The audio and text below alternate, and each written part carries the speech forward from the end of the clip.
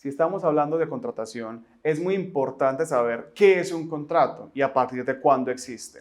¿Y por qué? Porque resulta y acontece que en diferentes jurisdicciones y diferentes perspectivas, un contrato puede nacer en diferentes momentos.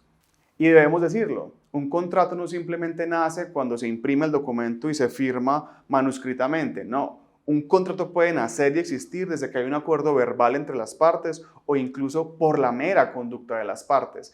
Es por eso que resulta de suma relevancia e importancia identificar cuándo nace un contrato. Y un contrato, entonces, lo reiteraba al inicio, nace según las condiciones de cada país y demás, y en consecuencia hay que tener mucho cuidado con esa particularidad. Sin embargo, se puede identificar que en términos generales y en términos más comunes, los contratos nacen a partir de dos etapas muy importantes, y es el de la oferta y la aceptación. En primera instancia, todos lo conocemos en el escenario comercial, las partes empiezan a negociar, a comerciar unas ideas iniciales del negocio y cuando ya hay algo muy estructurado, muy bien planteado, una parte le ofrece a la otra qué se va a hacer. Ese ofrecimiento, que es lo que llamamos la oferta comercial, en la gran mayoría de países tiene una característica o naturaleza vinculante. ¿Qué quiere ello decir? Que esa oferta comercial es obligatoria. Y quien recibe esa oferta comercial, una vez la recibe, tiene tres posibilidades. O aceptarla, o rechazarla, o hacer una contraoferta. En todo caso, una vez la persona reciba esa oferta comercial, tiene la posibilidad de aceptarla. Y si se acepta, a partir de ese instante es que nacen los contratos. Ahora bien, esto es lo que en la técnica jurídica llamamos contratos meramente consensuales y son los que constituyen la gran mayoría de casos a nivel nacional e internacional. Es decir, aquellos en que la ley no exige ningún tipo de formalidad. Puede ser por escrito, puede ser verbales, y cuando digo verbales, un contrato puede nacer desde que una llamada telefónica, un encuentro personal entre las diferentes personas, etcétera.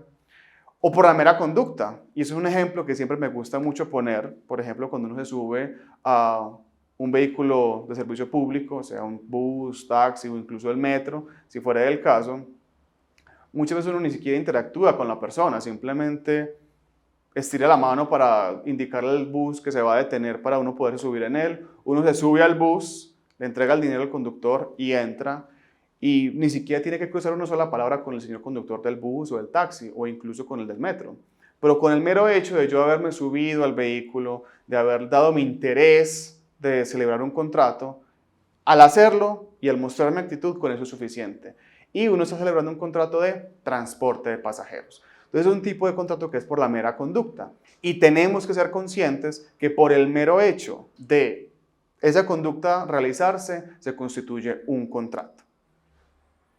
Ahora bien, también tienen que tener muy presente que hay algunos contratos que la ley exige que deben ser estrictamente por escrito. Si son por escrito, insisto, dependerá de la ley aplicable al contrato y sobre ello hay que tener mucho cuidado nuevamente. Y es que los contratos formales o por escrito pueden ser de dos categorías. Pueden haber contratos formales en los cuales la ley exige que debe ser por cualquier medio escrito, por ejemplo, WhatsApp, correo electrónico, mensajes de texto, etcétera, o incluso simplemente una hoja de papel hecha a mano, completamente válido. O hay otros contratos donde la ley exige que debe ser por escrito, pero con una firma de alguna autoridad pública, usualmente un notario público. Entonces, ¿eso de qué va a depender? De la ley bajo la cual se firme el contrato. Y reitero, eso va a depender de cada contrato en particular. Sin embargo, la generalidad o lo más común es que los contratos sean meramente consensuales, que por cualquier medio, como lo mencioné, verbal, escrito o la mera conducta, pueda existir y tenga plena validez.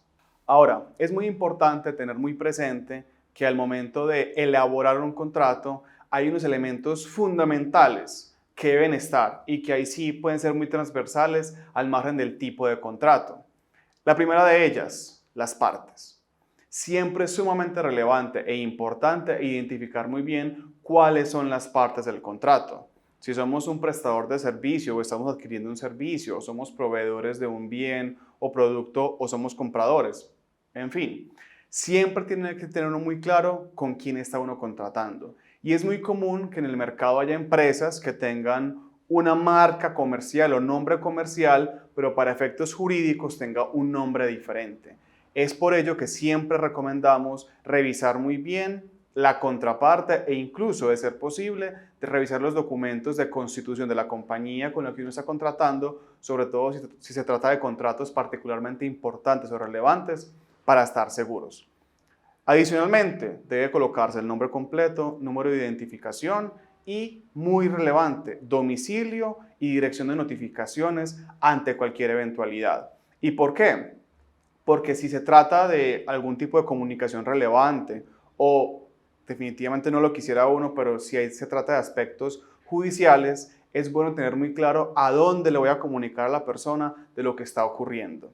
En consecuencia, dirección de correo electrónico y dirección física es muy importante y debe ir en todo contrato. En segundo lugar, que también debe estar presente en todo documento contractual, siempre el objeto. Y cuando digo el objeto del contrato, no me refiero a la cosa o al bien que se está transando, porque no siempre va a haber un bien, pero sí es muy relevante que ustedes identifiquen qué es exactamente lo que se va a hacer y cuáles son las obligaciones específicas de cada una de las partes. Y no se lo tomen a la ligera. Es común que uno escuche que la contraparte le diga, bueno, no, déjalo así que eso es parte del formato de contratación, no le prestes atención que eso es normal. Son las obligaciones y si quedan en un documento por escrito, se vuelven obligatorio para cumplirlo, así no estemos de acuerdo con ellos. Es la razón por la cual uno siempre recomienda que se deje solamente lo que las partes pactaron, se elimine lo que no sirve o se modifique o ajuste, otras de modo tal que siempre esté reflejándose lo que las partes pactaron, es decir, que no quede ni más ni menos. Y en tercera medida, y relacionado con el objeto del contrato, siempre es de suma relevancia e importancia identificar el precio. ¿Y por qué el precio? Porque adicionalmente a las obligaciones y demás aspectos que ya mencionamos, también tiene que establecerse cuál es la contraprestación que se va a dar frente al producto, servicio o actividad. Y ese precio debe pactarse claramente en fechas, modos de pago, a través de qué medio, por ejemplo, o adicionalmente, también, si se trata de una transacción internacional, pensar en la moneda que se va a utilizar, tasas representativas, impuestos, todo lo cual puede cambiar o modificar el precio o valor de esa contraprestación que se va a dar por un producto, servicio o actividad. Entonces, en consecuencia, si se va a pactar en un contrato, debe estar claramente identificado y no puede haber lugar a equívocos. Luego de haber hecho este recorrido bastante general y relativamente rápido, hay que decirlo, de una temática tan compleja y amplia como es la contratación, queremos cerrar con unas pequeñas conclusiones sobre lo que hemos dicho hasta el momento. En primer lugar, la contratación y los aspectos relacionados con la misma es de suma relevancia y tiene o debería tener la misma importancia de otros aspectos de todo emprendimiento o de toda actividad comercial o empresarial.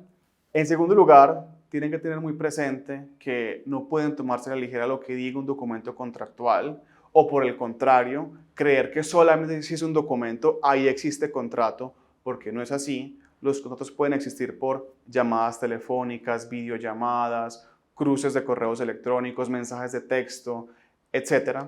Y en consecuencia, hay que tener mucho cuidado cuando se está haciendo un ofrecimiento, qué características tiene y a partir de ese ofrecimiento, si la parte acepta, ya ahí existe contrato. Insisto, no tiene ni que quedar firmado. Por ese mero ofrecimiento verbal, escrito, por la mera conducta, puede existir contrato. Y es algo que las personas a veces pasan por alto o no son conscientes de ellas. En tercer lugar, de suma relevancia, siempre tener claridad y garantizar que en un contrato quede muy claramente identificado su objeto contractual, que como lo mencionamos, se constituye en qué es lo que las partes van a hacer y qué obligaciones tienen y garantizar que aparezcan exactamente las que se pactaron, ni más ni menos. Y igualmente pensar en que las partes estén muy bien identificadas para evitar equívocos y demás. Y en cuarto lugar, pensar también en el precio del contrato, para que también se eviten dificultades en cuánto debe pagar, por qué medios, si aplican impuestos o no aplican impuestos, etc.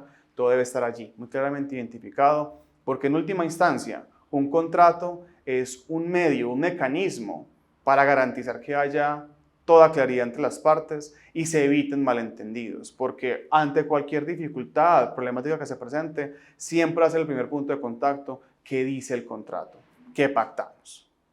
Muchas gracias.